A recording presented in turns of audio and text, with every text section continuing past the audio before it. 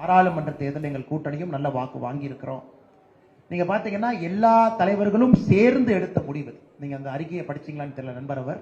எல்லா தலைவர்களும் ஒன்றாக பேசி இந்த கூட்டணி எவ்வளவு பலமா இருக்கு அப்படிங்கிறது அந்த தேர்தல் அறிக்கையிலே நீங்க பார்த்திருப்பீங்க. எல்லா தலைவர்களும் பேசி எல்லா தலைவர்களும் முடிவு செய்து கடைசியாக எங்களுடைய தேசிய தலைவர் திரு ஜே பி நட்டாஜி அவர்களிடம், உள்துறை அமைச்சர் அமித்ஷாஜி அவர்களிடம் தொலைபேசியில் இன்று காலை பேசி அதன் பிறகு பாட்டாளி மக்கள் கட்சி நிற்க வேண்டும் என்று ஒரு மனதாக முடிவு செய்து அவங்க நிற்கிறாங்க. இந்த கூட்டணி வருகின்ற காலத்தில் இன்னும் பெரிதாவதற்கு விக்கிரவாண்டி இடைத்தேர்தலில் எப்படி இந்த கூட்டணி பாட்டாளி மக்கள் கட்சியை நாங்கள் முன்னிறுத்தி இருக்கின்றோம் என்பதே உங்களுக்கு ஒரு அரசியல் இலக்கணம்.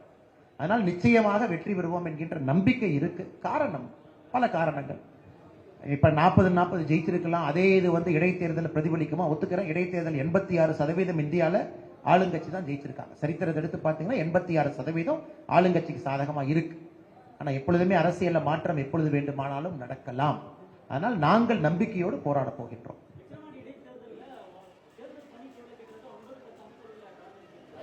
அதான் நான் சொன்னேங்கண்ணா, அதான் நான் சொன்னேன். மூத்த பத்திரிகை உங்களுக்கு தெரியாது இல்ல, அமைச்சர்கள் எடுத்து இந்த பொறுப்பு நீங்க செலவு பண்ணுங்க, இதை பண்ணுங்க. இதான் இடைத்தேர்தல் எப்பொழுதுமே நடக்கக்கூடிய ஆளும் கட்சியினுடைய யுக்தி. பணத்தை செலவு பண்ணக்கூடிய அமைச்சர்களை போட்டு தெரு தெருவா நீங்க எடுத்துங்க. ஈரோடு பை எலெக்ஷன் நீங்க பாத்தீங்க, நாங்களும் பார்த்தோம். எங்களை பொறுத்தவரை மக்களை நம்பி செல்லுகின்றோம். மக்கள் நிச்சயமாக நல்ல முடிவு கொடுப்பார்கள். இன்னைக்கு தமிழக மக்களுடைய இயக்க நிலையை விக்கிரவாண்டி இடைத்தேர்தல் பிரதிபலிக்கும் என்கின்ற முழு நம்பிக்கை இருக்கு. பாட்டாளி மக்கள் கட்சி நின்றாலும் அங்கே பாரதிய ஜனதா கட்சி நிற்பதாகத்தான் எங்கள் வேலை இருக்கும். எங்க கட்சியில் நிறைய பேர் ஆசைப்பட்டாங்க, மூத்த தலைவர்கள் இருக்காங்க, நிற்க வேண்டும் என்று. அவங்களையும் நம்ம சமாதானப்படுத்தியிருக்கோம். பாட்டாளி மக்கள் கட்சி நிற்கணும், அது கூட்டணியினுடைய தர்மம், பேசி முடிவெடுத்திருக்கோம்னு. நீங்க நாளைக்கு பாரதிய ஜனதா கட்சியினுடைய தேர்தல் பணிக்குழு பார்ப்பீங்க. கூட்டணி கட்சி நின்றாலும் பாரதிய ஜனதா கட்சி தனியாக ஒரு தேர்தல் பணிக்குழு போட்டு முழுமையாக இந்த கூட்டணி கட்சியினுடைய வெற்றிக்காக நாங்கள் பாடுபட போகின்றோம்.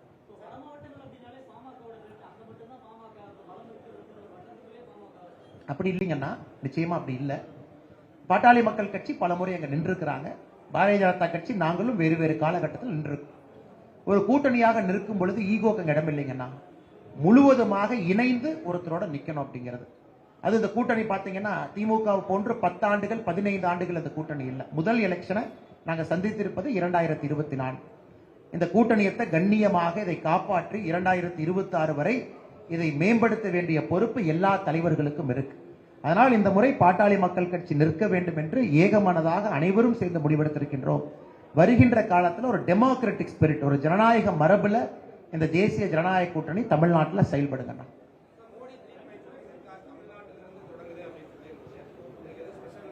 எது இல்லை, நீங்க காலையில இருந்து செய்தி நிறைய போடுறீங்கன்னா மோடிஜி அவர்கள் தமிழகத்திற்கு வர்றாங்கன்னு.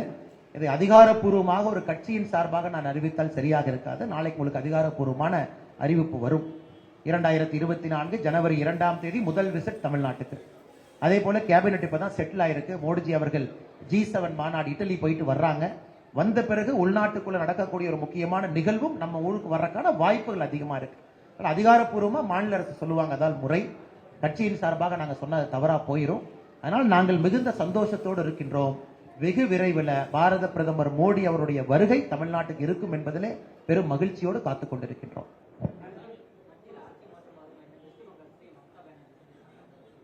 நீங்க பாருங்க, நீங்க பாருங்க, மம்தா பானர்ஜி அம்மா அவர்கள், நான் லைட் ஆஃப் பண்ணிக்கிறேன், குறிப்பாக மோடிஜி அவர்கள் பதவி இருக்கிற நாளைக்கு நான் லைட் ஆஃப் பண்ணி இது இருண்டு போனதை நான் காட்ட போறேன். இவர்கள் ஜனநாயக முறையிலே தேர்தலை வெல்லவில்லை அப்படின்னு மம்தா பானர்ஜி அவங்க ஸ்டேட்மெண்ட் கொடுத்தாங்க. நீங்க பாத்தீங்க, நாங்க எல்லாரும் பார்த்தோம். ஆனா அதே இடத்துல காங்கிரஸ் கட்சியினுடைய தலைவராக இருக்கக்கூடிய மல்லிகார்ஜுன் கார்கே அவர்கள் நம்முடைய மோடி ஐயாவுடைய பதவியேற்பு விழா, முருகன் ஐயாவுடைய பதவியேற்பு விழாவுக்கு மல்லிகார்ஜுன கார்கே அவங்க அந்த பதவியேற்பு விழாவுக்கு வந்தாங்க.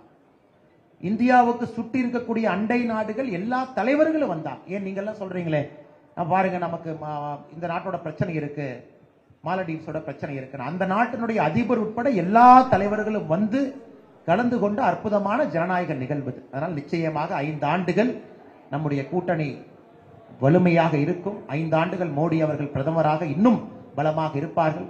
நீங்க பிரதமர் அதே 100 டே பிளான் அமைச்சர் சொன்னாங்க. தேர்தலுக்கு முன்பு 100 டே பிளான் சொன்னோம், இன்னைக்கு 100 டே பிளான். அதே வேகத்தோடு இருக்கின்றோம். எங்களுடைய வேகம் எங்கேயும் குறையவில்லை.